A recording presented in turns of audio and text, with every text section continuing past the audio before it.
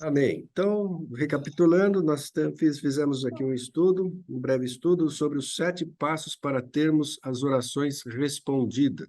Claro que existe muito mais, mas isso daqui é só uma meditação, né? Obviamente que não é são requisitos que a gente observa, mas tem que estar com o coração, o mais importante. Não fazer isso mecanicamente, né? Mas fazer isso com o coração, com a alma, com sinceridade. Não copiando aqui a oração do fariseu, né? Ele falou: olha, eu cumpro tudo isso, cumpro a lei, dou lá meus dízimos, faço as minhas esmolas, né? Não sou como esse publicano aqui. Então, obviamente que Deus não ouviu a oração dele, né? Ele falou muito mecanicamente, e aquele outro nem olhava para cima e falava: olha, miserável homem que sou, tem misericórdia de mim. E o publicano ali, ele foi recompensado, né?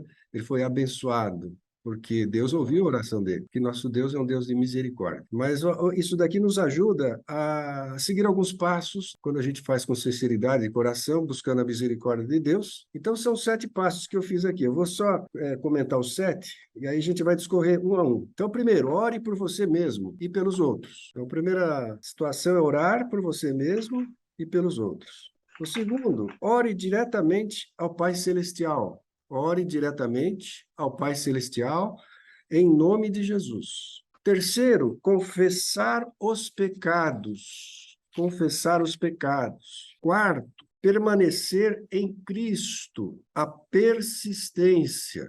Isso é uma virtude. Quinto, orar com fé, crendo que Deus irá recompensar.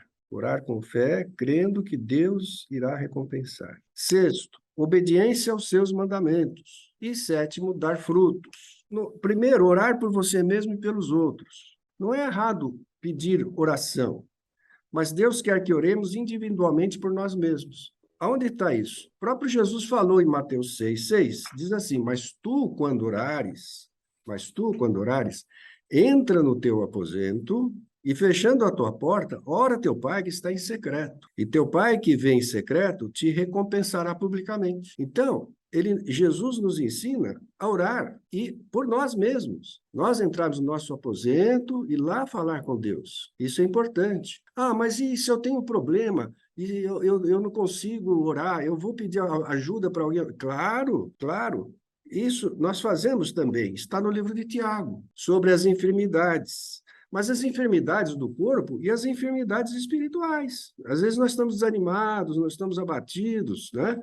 Nós estamos com uma mágoa terrível e precisa tirar. Então, como é que a gente faz isso? Então, em Tiago 5, 14 a 15, ele diz assim: está entre vós doente? Alguém doente? Chame os presbíteros da igreja, aqui os pastores, e orem sobre ele, ungindo com azeite em nome do Senhor. E a oração da fé salvará o doente, e o Senhor o levantará. E se houver cometido pecado, ser-lhe-ão perdoados. Mas quem vai perdoar o pastor, o presbítero? Não. Quem vai perdoar os pecados é o Senhor. Então, a oração da fé salvará o doente, tanto física como espiritualmente. Então, é importante orarmos, não só por nós mesmos, né, sozinhos, mas um pelos outros. E o livro de Tiago 5,16b, ele diz assim: orais uns pelos outros, para que sareis. Então, a oração um pelos outros é importante para curar, não só o corpo, mas curar a alma. Mas nós temos que orar um pelos outros só aqui entre nós, entre irmãos, entre os amigos, só orar pelos amigos, para aqueles que nos amam? É só isso? Nós temos que orar pior, nós temos que orar, pior não, melhor, né? Por aqueles que nos maltratam, por aqueles que nos machucam, por aqueles que nos perseguem. O próprio Jesus disse isso em Mateus 5,44, parte B. Orai pelos que vos maltratam e vos perseguem, para que sejais filhos do vosso Pai que está nos céus. Então, olha, não é fácil você citar o nome de alguém que te machuca o tempo inteiro, que te odeia, que não gosta de você, que fala mal de você nas costas, né? Que te humilha, que te deixa para baixo. Mas Jesus falou: orai por eles. E quando a gente faz isso, as coisas mudam. O que aconteceu com Jó? Né? Ele tinha 3 amigos que estavam ali interpretando mal Jó. achando que aquilo era castigo de Deus, e não era. E aí Deus falou para ele, ora pelos seus amigos. E quando ele orou pelos amigos, o cativeiro dele mudou. Deus mudou a situação dele. E é assim que acontece. Se a gente orar só pelos amigos, orar só para aqueles que nos amam, a gente não tem diferença nenhuma do mundo. O mundo faz isso. A gente tem que ser diferente no mundo. A gente tem que orar por todos, principalmente por aqueles que nos maltratam. É isso que Deus nos ensina. Então, orar não só individualmente, mas pelos outros. E a segunda, orar diretamente ao Pai Celestial em nome de Jesus. Em Mateus 6, versículo 9, diz assim, portanto, vós orareis assim, Pai nosso que estás nos céus, santificado seja o teu nome. Então, a nossa oração, ele mesmo, Jesus, nos ensinou a falar direto com Deus. E João 16, 23 diz assim, naquele dia nada me perguntareis, na verdade vos digo, que tudo quando pedir ao Pai, então pedir direto a Deus, em meu nome, ele vos há de dar. Então, nós temos essa ousadia. No Antigo Testamento, ninguém poderia falar diretamente com Deus, tinha que ter o sacerdote tinha que fazer o sacrifício primeiro pelos seus pecados, depois sacrificar pelos pecados do povo, para depois Deus ouvir a oração deles. E agora, quando Jesus veio à Terra e morreu na cruz, ele foi o Cordeiro de Deus e pagou um preço alto. O sangue dele foi derramado para que rasgasse o véu e pudéssemos ter acesso direto ao Pai. Então, agora nós temos esse acesso. Por isso que ele fala que nós temos acesso por Jesus, pelo sangue de Cristo. Onde está isso? Hebreus 10, 19. Lá diz assim, tendo, pois, irmãos, ousadia para entrar no santuário, olha só, ousadia para entrar no santuário de Deus, porque ele é o santo dos santos, pelo sangue de Jesus. Então, Jesus nos deu essa abertura de falar com o Pai. E ele nos ensina a falar diretamente ao Pai. E o terceiro é confessar os nossos pecados. Em Isaías 59, de 1 a 2, diz assim, eis que a mão do Senhor não está encolhida para que não possa salvar, nem agravado o seu ouvido para não poder ouvir.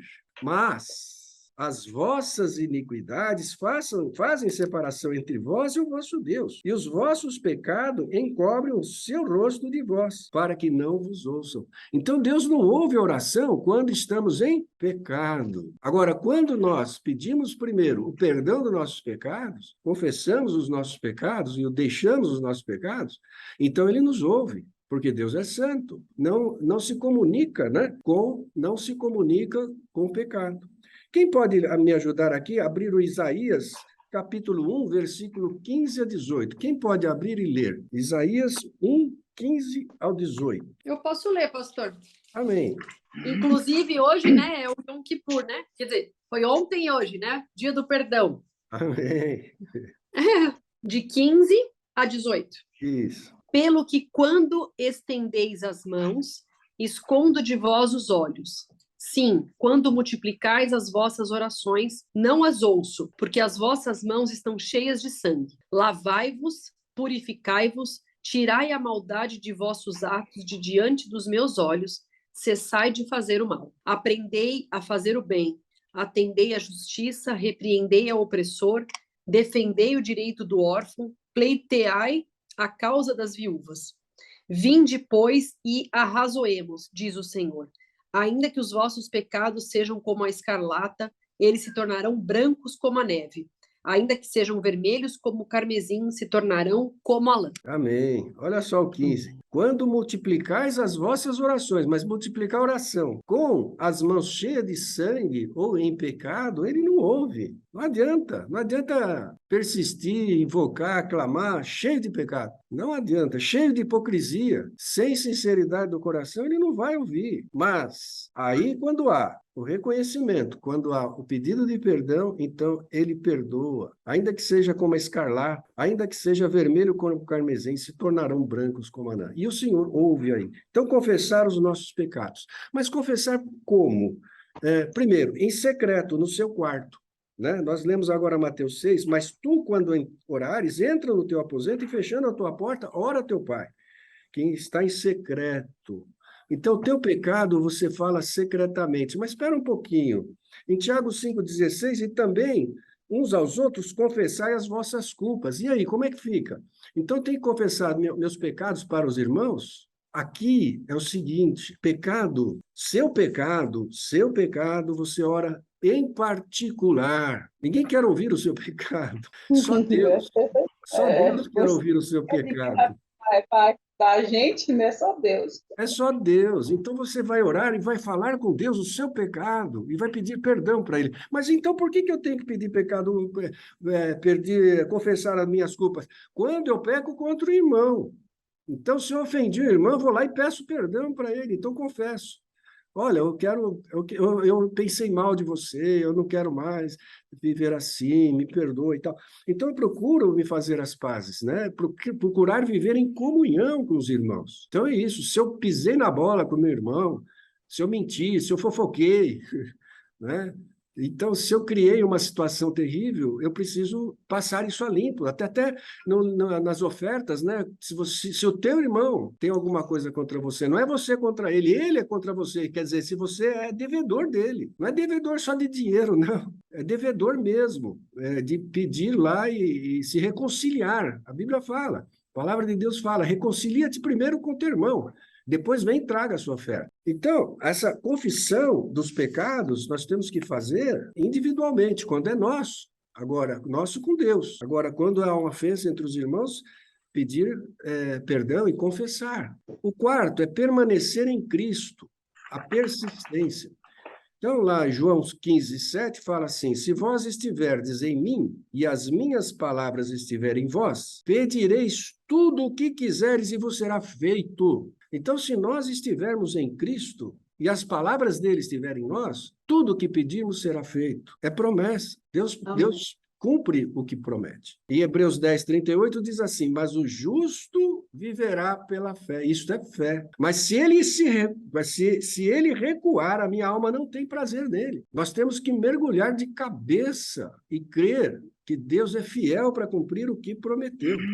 Nós temos aquela parábola, né, que Jesus contou do amigo inoportuno. Quem se lembra dessa parábola? Havia um homem, um viajante, bateu na casa dele tarde da noite, e ele recolheu esse viajante, um amigo, não tinha nada para servir. Aí ele bateu na casa do vizinho, do outro amigo, e ele estava dormindo já com as crianças na cama. Aí ele pediu lá: olha, me arruma alguma coisa, eu preciso dar alguma coisa de comer para o meu amigo, não tenho nada, está tarde. Aí ele falou: olha, já está muito tarde, já estou dormindo aqui com os meus filhos. Aí ele insistiu tanto que ele falou: não, deixa eu levantar e ajudar, porque, né? Então ele falou: olha, pedi e dar-se-vos-á, buscai e acharei, batei e abrir-se-vos-á. Quer dizer, persistência. Eu, quando eu comecei a estudar direito, comecei a advogar, eu tinha, assim, um certo receio de falar com o juiz, sabe? Então, parece que eu estava pedindo um favor para o juiz, para o meu cliente. Mas, um dia, eu ouvi de um professor falar que o advogado exerce o munus público. O que é? Eu vou falar isso para poder mostrar para vocês que a gente defende algo maior.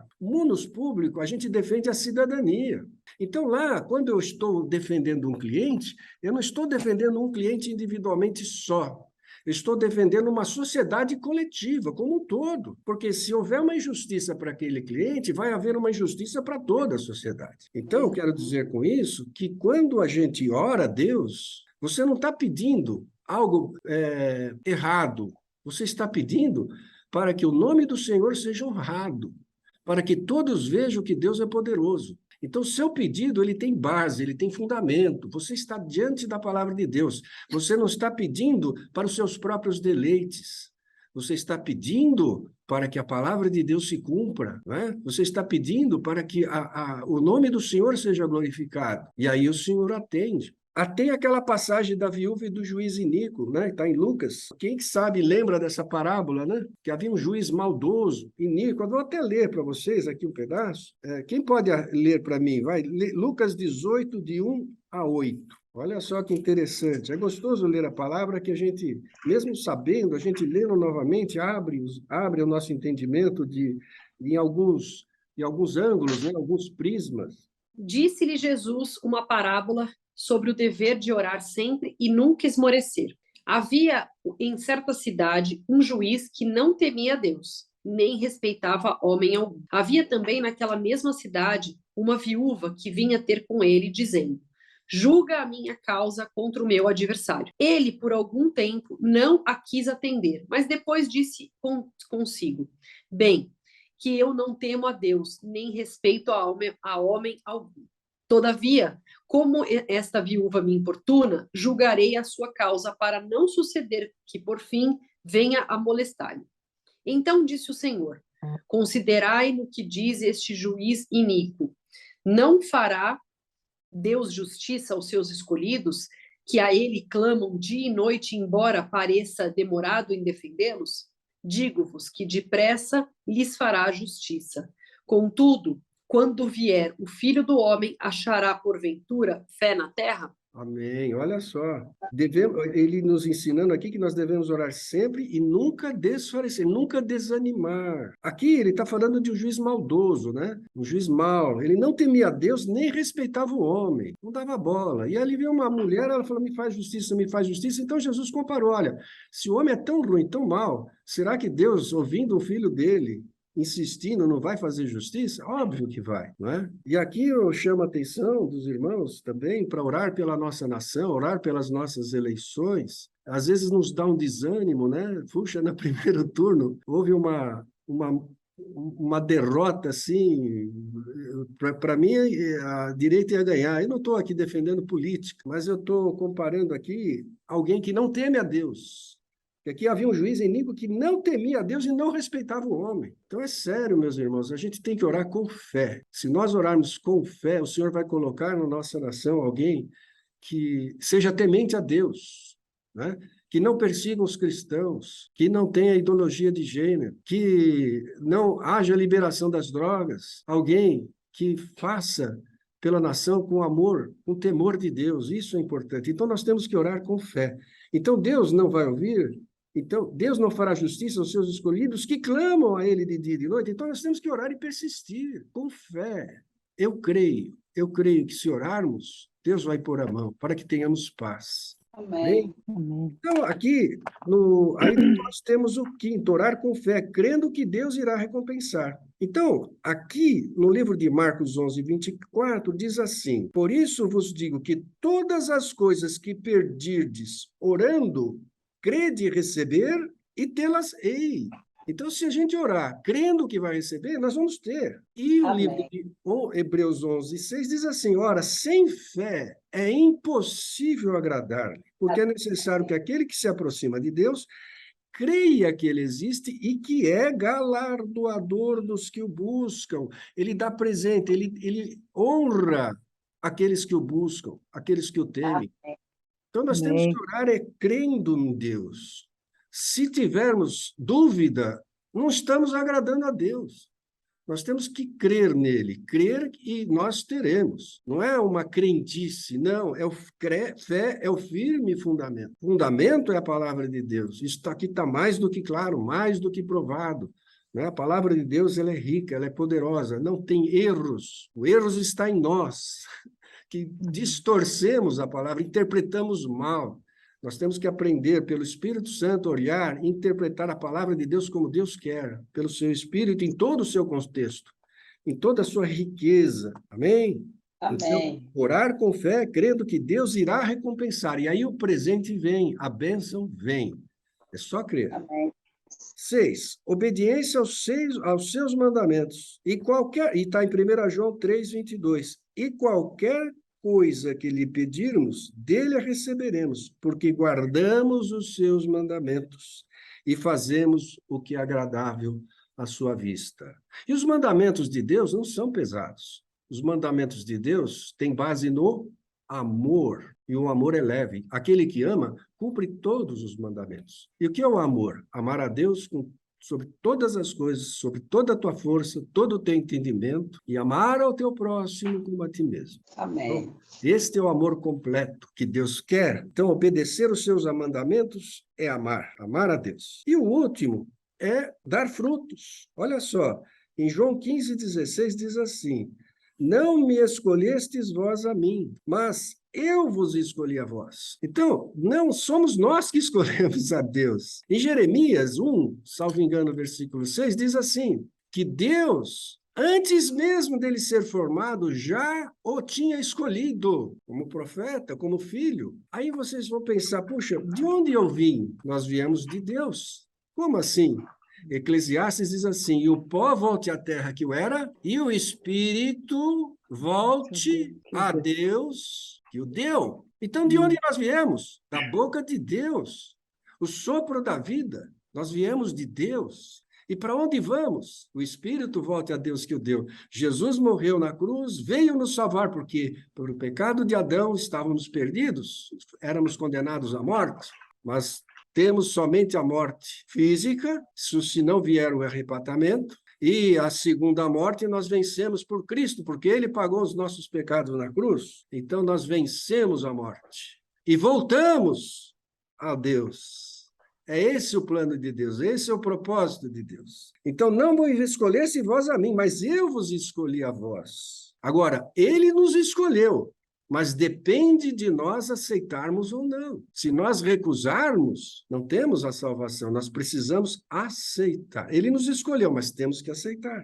Como Deus falou com Isaías: a quem enviarei? Ele foi escolhido de Deus. Amém. Sim, eu me envia-me a mim. Então, ele aceitou, Jeremias aceitou, Moisés aceitou o desafio, os discípulos aceitaram. E vos nomeei para que vades e deis fruto, e o vosso fruto permaneça até o fim. E de tudo quanto meu nome pedirdes ao Pai, a Deus, ele vos conceda. Então, nós temos que produzir frutos, pedindo a Deus Pai. Esses frutos são frutos espirituais, né? Salvar vidas. Não é produzir frutos aqui na terra, é claro, a gente produz, a gente trabalha, a gente enriquece, mas não são esses frutos que ele fala. São frutos que saltem para a vida eterna. Em Mateus 7,19 diz assim: toda árvore que não dá bom fruto, corta-se e lança no fogo. Quando ele disse isso? Quando ele estava com fome e viu uma figueira, e chegando cheia de folhas, não tinha figos. Ele amaldiçoou aquela figueira, porque não produziu frutos, e ela se secou. Olha que sério. Então, nós temos que produzir frutos, a nossa vida tem que produzir, tem que dar frutos, nós temos que falar do amor de Deus. É o chamado querigma, é anunciar o reino de Deus. Jesus falou em João 15, 1-2, eu sou a videira verdadeira. Olha, presta atenção agora nessa passagem. Eu sou a videira verdadeira, e meu pai é o lavrador. Então, ele é a videira. Aí ele diz assim, e vós sois as varas, né? Toda vara em mim que não dá fruto, tira. A vara que está ligada a Cristo, que não está produzindo, é cortada. E limpa toda aquela que dá fruto, para que dê mais frutos. Então, se nós estamos produzindo fruto, ele vai limpando mais e mais, vai fluindo, né? Você vê, sabe, um lago que não tem vazão de água, ele fica parado, a água fica parada, a água fica podre, não tem vida, não tem oxigenação, não tem peixe, né? Agora, você pega a água ou de um lago que tem um rio que está em correnteza, essa água tem vida, né? Porque ela se movimenta, não há sujeira, a água está passando, está levando toda a sujeira embora. Então, tem vida, tem peixe, tem animais que vêm beber água pura, água limpa. Assim é a nossa vida com Cristo. Quanto mais a gente produz frutos, mais ele nos limpa e mais frutos a gente produz para a vida eterna. Anunciar o reino de Deus. Ide e pregai o evangelho. Fale de Cristo. Dê testemunho. Abra sua boca, não fique quieto. Amém? Glorifique a Deus através da sua vida. Amém.